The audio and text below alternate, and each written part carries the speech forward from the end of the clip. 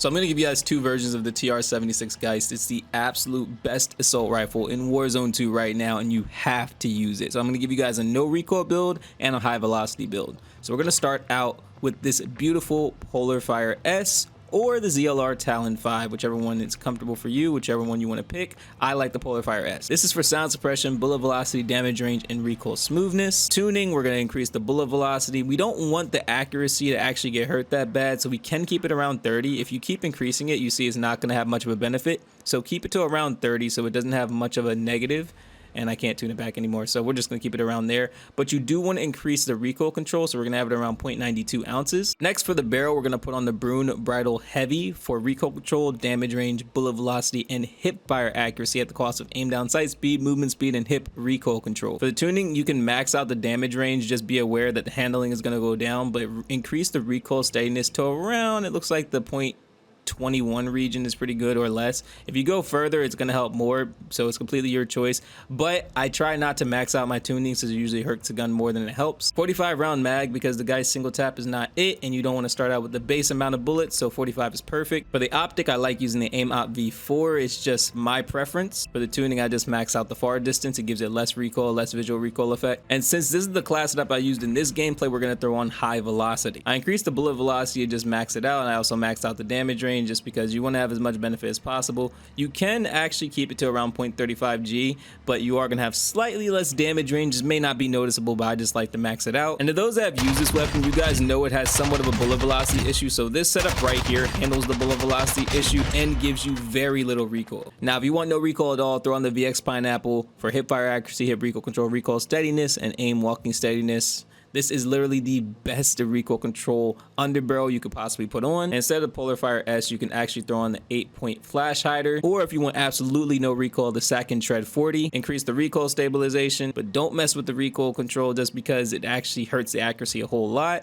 You can actually tune the aim out stability to fix that a little bit. And this build right here has absolutely no recoil, so if anybody has an issue with the gun actually bouncing and everything, this is your solution. Lockwood 300, and it is a one shot. We start out with the BRYSON Series 9 choke for the tighter pellet spread and damage range. Don't worry about the recoil steadiness, it honestly doesn't even matter. For the tuning, set the damage range to 0.30 inches, and the tighter pellet spread, you can max it out. Put on the MATUZEK 812 barrel for damage range, bullet velocity, recoil control, and tighter pellet spread. Make sure the tuning is set to 0.22 inches for damage range, and do not change the weight, it's not necessary. I put on the VLK Laser 7 MW for aim down sight speed, aiming stability, and sprint to fire speed, but remember, while you're ADSing, the laser is visible, so be prepared. I would only recommend aiming when you're about to fire. For the tuning, I set the aim down sight speed to negative 37.84 feet. Let me know if you get it exactly on there in the comment section down below. And the weight I set to negative 0.35 ounces. I put on the Heist stock mod for aim down sight speed, sprint to fire speed, movement speed, and hip recoil control.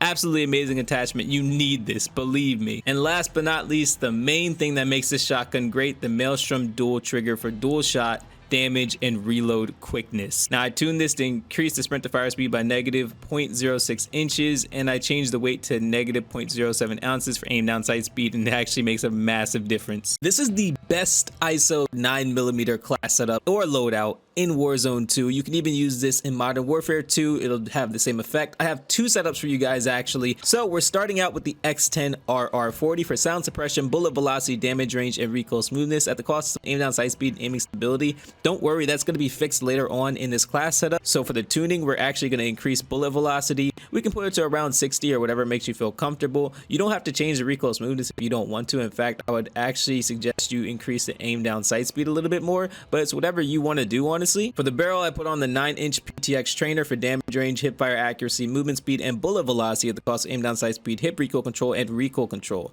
Now, the good thing about this is this has basically no recoil, and this build in general is going to feel like a laser, so don't worry about all the cons of aim down sight speed and recoil. It'll be taken care of. The tuning, I increased the damage range, and you can actually max it out if you want to, and the recoil steadiness I just fixed up a little bit. Next, for the laser, I put on the VLK Laser 7 MW for aim down sight speed, aiming stability, and sprint to fire speed. The only downside is the laser is visible in ADS, so be prepared for that. that, I'm basically increased the aim down sight speed to around negative 29.58 feet. If you get it on the first try, let me know in the comment section down below. And then I set the sprint to fire speed to around the 20s. The 20s is a sweet spot on the negative end, so whatever you use on the 20s, you should be good. For the stock, I use the Res 2 for sprint speed, crouch movement speed, aim walking speed, and aim down sight speed at the cost of aiming stability and recoil control. Not a big deal. Increase the aiming out of stability, which I know is a little bit different than everything else, and then increase the aim down sight speed a little bit to around negative 2.16 ounces. And the final thing is put on the 50 round drum. You'll see this thing has basically no recoil. With all the tunings you put on there, it just gives you amazing range, and it gives you no recoil whatsoever with fantastic mobility as well. So please use this first one if you really want to try something new. But for the alternative, we're going to throw on hollow point. So we're going to take off the suppressor, and the hollow point, whenever you hit their legs, and this is for people that most likely aren't going to be able to hit all chest shots. If you're hitting chest shots, you don't have to worry about this attachment. I can give you something different. But for those who want to basically concussion anybody who shoots somebody in the leg, put this on. And then I recommend not tuning the bullet velocity. If you want to change the damage range, feel free, but it's not going to be that noticeable. And if you don't want to use the VLK Laser 7 MW, go ahead and use the EXP shear for sprint to fire speed and aim down sight speed, and it'll also benefit you in an extremely positive way. You can do the same thing, increase the sprint to fire speed and aim down sight speed, and this way you don't have to worry about the laser, but you are going to get a reduction of recoil. So here's the second version. As you guys see, it doesn't have as much recoil control. It still is basically no recoil, but it is noticeable. It has a little bit more recoil. The only downside I will say is it is not melting as fast as a suppressed version, but that's because you don't have as much damage range. The Lockman sub, so we're going to actually start out with the underbarrel this time, switch it up a little bit. We're going to throw in the MERC FOREGRIP. This is amazing for vertical recoil control. You want to have this. Helps with hip fire accuracy, recoil steadiness, hip recoil control, and aim walking steadiness at the cost of hip walking speed and aim down sight speed. Not a big deal. For the tuning, I actually changed the aim down sight speed, so it's around the 20s. If you want to keep going, it's just going to hurt it. So I'd say keep it around like low 20s, maybe negative 0.28 inches. And then hip walking speed, I also increased that just because I think that's optimal. Keep it around the 40s, negative 0.48 ounces for me. Next, for the ammunition, I put on the 9mm hollow point. This helps concussion the enemy whenever you shoot them in the leg. So if your shots aren't perfect, this might be ideal. Everything else is just not really worth it. You don't really need high velocity anyway, so just put on the 9mm hollow point. With plenty of bullet velocity, plus this actually helps tune bullet velocity, I would put it to around the 3 range. If you want to lose recoil control, then you can go a bit further, but as you guys see, I don't think it's really the best choice. It doesn't help that much more, so I would keep it around the 3 range to keep all your benefits, all your recoil control, and everything. Also, you can increase the damage to around 0.20 Gs. If you go a bit further, I mean, they'll be completely fine, but I think I want to keep it around here just to keep the recoil control on point. If you want to max it out, 0.52 Gs. 40 round mag, just because 50 is too much and gives you too much of a con. 40 is perfect, 15 is not worth it, and 30 is just not it either for Warzone 2. For the laser, I put on the VLK Laser 7 MW for aim down sight speed, aiming stability, and sprint to fire speed at the cost of the laser being visible in ADS. Is not a bad trade-off for having a super fast aiming SMG. For the aim down sight speed, I set it to around negative, we'll say 23.46 feet. If you can get this on the first try, let me know in the comment section down below, and I'll shout you out in the next video.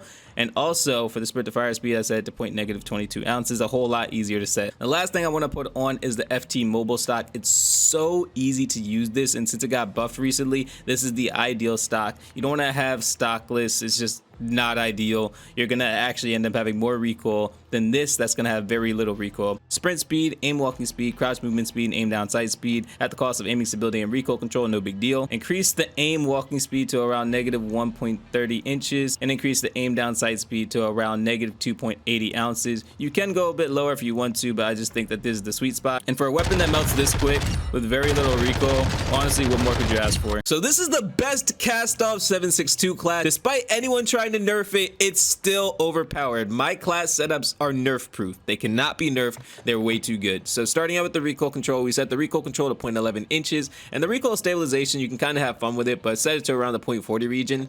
The next thing that we're going to do is we are going to put the barrel to the cast 10 584mm barrel for damage range, bullet velocity, hip fire accuracy, and recoil control. I know you see the cons of aim down sight speed, hip recoil control, movement speed. Don't worry about that. It's not a big deal. We're going to put the damage range to around 0.21 in the recoil steadiness. We're going to increase that once again to around the 0.30 range. That's a sweet spot. I don't think you should go beyond that. Like if you do, feel free, but you're going to lose more mobility. So it's whatever you want to do. If you want to trade off, have more recoil control for less mobility, whatever you want to do, completely fine. Next, out of all of these underbarrels, and it's completely your choice, whichever one you really want to use, I love using the VX Pioneer pineapple just because I think it has the best results out of all of them. So it helps with the hip fire accuracy, hip recoil control, recoil steadiness, and aim walking steadiness.